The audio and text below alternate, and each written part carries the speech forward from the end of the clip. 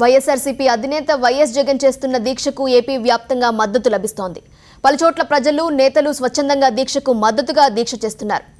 జగన్ కు సంఘీభావంగా కడప జిల్లాలో చేస్తున్న దీక్షా శిబిరాన్ని వైఎస్ఆర్సీపీ ఎంపీ వైఎస్ అవినాష్ రెడ్డి సందర్శించారు. ప్రధాని ఒక్క సంతకంతో ఏపీకి ప్రత్యేక హోదా సాధ్యమని చెబుతున్న అవినాష్ రెడ్డితో మా correspondent Srinivas face to face.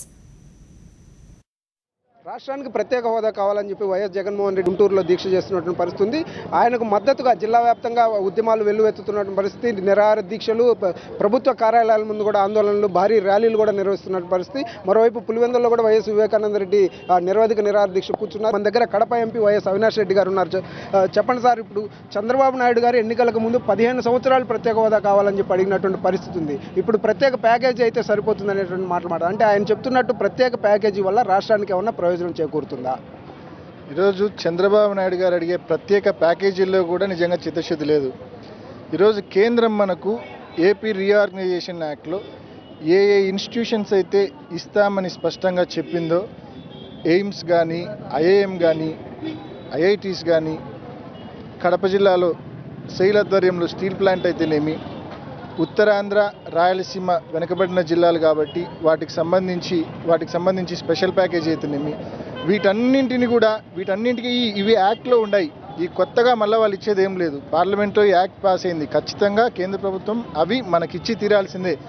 అటువంటివన్నీ కూడా వాటికి పెట్టే డబ్బు అంతా కూడా రాయలసీమకు, ఉత్తరాంధ్రకి ఇచ్చే డబ్బు కూడా ఇతను ఇప్పుడేదో స్పెషల్ ప్యాకేజ్ అని చెప్పి కొత్త పేరు పెట్టి ఆ డబ్బునే దీని కింద, ఈ పద్దు కింద తీసుకుంటా ఉన్నాడు. అంటే కొత్తగా కేంద్ర ప్రభుత్వం నిజంగా మనకి ఇస్తున్నదైతే ఏం లేదు. ఇచ్చేదే ఆ చట్టంలో ఉండేదే ఇస్తుంది. దానికి పేరు మార్చి చంద్రబాబు నాయుడు గారు తీసుకుంటా ఉన్నారు.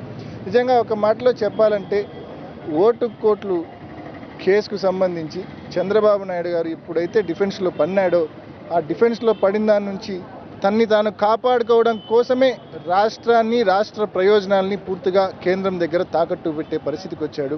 ఈరోజు ప్రత్యేక హోదా వల్ల ఏం లాభం అనేది మనందరికంటే చంద్రబాబు నాయుడికి 2 బాగా తెలుసు. ప్రత్యేక హోదా వల్ల ఏం లాభం అనేది 2 బాగా చంద్రబాబు నాయుడు గారికి తెలిసినా దాని గురించి మాట్లాడు, దాని గురించి అడగడు కూడా కేంద్ర ప్రభుత్వాన్ని. ఎందుకంటే అడిగితే తనకు ఇబ్బంది కలుగుతూ ఉంది కాబట్టి. నిజంగా ఈరోజు ప్రత్యేక హోదా గురించి యువతలో చైతన్యం వస్తూ ఉంది. జగన్మోహన్ రెడ్డి గారు దీక్ష మొదలైనప్పటి నుంచి కూడా యువతలో పెద్ద ఎత్తున చైతన్యం వస్తూ ఉంది.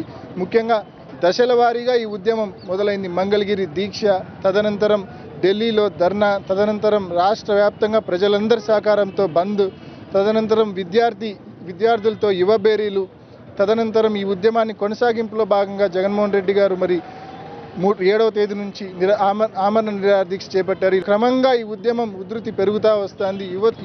యువత బాగా చైతన్యవంతులు అవుతూ ఉన్నారు. ఖచ్చితంగా ఈరోజు ప్రత్యేక హోదా వల్ల ఏం లాభాలు అనేది స్పష్టంగా ప్రతి ఒక్కరికి కూడా ఒక అవగాహన వచ్చింది. కాబట్టి ఎట్టి పరిస్థితుల్లో ప్రత్యేక హోదా సాధించే వరకు ఈరోజు జగన్మోహన్ రెడ్డి గారు ఈ ఉద్యమాన్ని మొదలుపెట్టారు, ముందుకు తీసుకెళ్తా ఉన్నారు. ఈ ఉద్యమాన్ని మరింత ముందుకు తీసుకెళ్లాల్సిన బాధ్యత మాత్రం ఖచ్చితంగా ఈ రాష్ట్రంలోని యువతదే.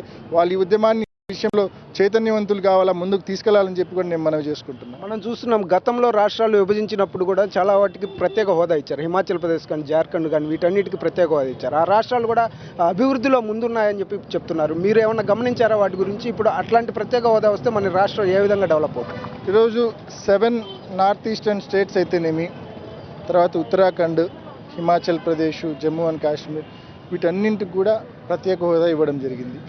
ప్రత్యేక హోదా ఇచ్చిన తర్వాత ముఖ్యంగా ఉత్తరాఖండ్, హిమాచల్ ప్రదేశ్లో మనం తీసుకుంటే అబ్నార్మల్ చేంజ్ వచ్చింది. అసలు ఎవ్వరు కూడా పోని ఆ రాష్ట్రాలకు కేవలం కొద్దో గొప్ప టూరిజం మాత్రమే అట్రాక్ట్ చేసే ఆ రాష్ట్రాలకు పెద్ద ఎత్తున వేల కోట్ల రూపాయల పెట్టుబడులు వచ్చాయంటే కేవలం ప్రత్యేక హోదా మాత్రమే కారణం. నిజంగా ఉత్తరాఖండ్లో గ్రోత్ అయితే కన్నా ప్రత్యేక హోదా ఇచ్చిన తర్వాత 20.3% గ్రోత్ ఉంది.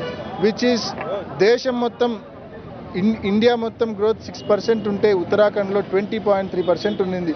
అంటే దాని అర్థం ప్రత్యేక హోదా వల్ల ఎక్కడెక్కడి నుంచో పారిశ్రామికవేత్తలు ఉత్తరాఖండ్కు, హిమాచల్ ప్రదేశ్కు వెళ్ళి పెద్ద ఎత్తున పెట్టుబడులు పెట్టారు కాబట్టి ఆ రకంగా గ్రోత్ డెవలప్ అయింది. ప్లస్ ఉద్యోగ అవకాశాలు మెండుగా వచ్చాయి. ఈరోజు మన రాష్ట్రానికి కూడా దాదాపు 900 కిలోమీటర్ల పై చెరుకు కోస్టల్ తీరం ఉంది. మనకు కోస్ట్ ఉంది. ఈరోజు కోస్ట్ ఉంది అంటే మనకు నెంబర్ ఆఫ్ పోర్ట్స్ కూడా ఉన్నాయి. అసలు పారిశ్రామికవేత్తలకు కొంచెం ప్రోత్సాహకాలు ఇస్తే ఖచ్చితంగా మన కోస్టల్ కారిడార్లో అయితేనేమి ఖచ్చితంగా మనకు పెద్ద ఎత్తున పరిశ్రమలు పెట్టే ఆస్కారం ఉంది. వాళ్ళకి కావాల్సిందల్లా మినిమం ఇన్సెంటివ్స్ లైక్ ఈ ఇన్కమ్ ట్యాక్స్ మినహాయింపు కానీ, ఎక్సైజ్ డ్యూటీ మినహాయింపు కానీ, కస్టమ్స్ మినహాయింపు కానీ, కార్పొరేట్ ట్యాక్స్ మినహాయింపు కానీ, ఈ రకంగా ప్రత్యేక హోదా వల్ల వచ్చే ఈ మినహాయింపులు మనం కనుక ఇస్తే పెద్ద ఎత్తున ఇండస్ట్రియల్ రెవల్యూషన్ వస్తుంది ఆంధ్రప్రదేశ్ రాష్ట్రంలో. జగన్మోహన్ రెడ్డి గారు చెప్తున్నట్లుగా ప్రతి జిల్లా, రాయలసీమ జిల్లాలు, ఉత్తరాంధ్ర జిల్లాలు, కోస్టల్ ఆంధ్ర జిల్లాలు, ప్రతి జిల్లా ఒక హైదరాబాద్లా తయారవుతుంది.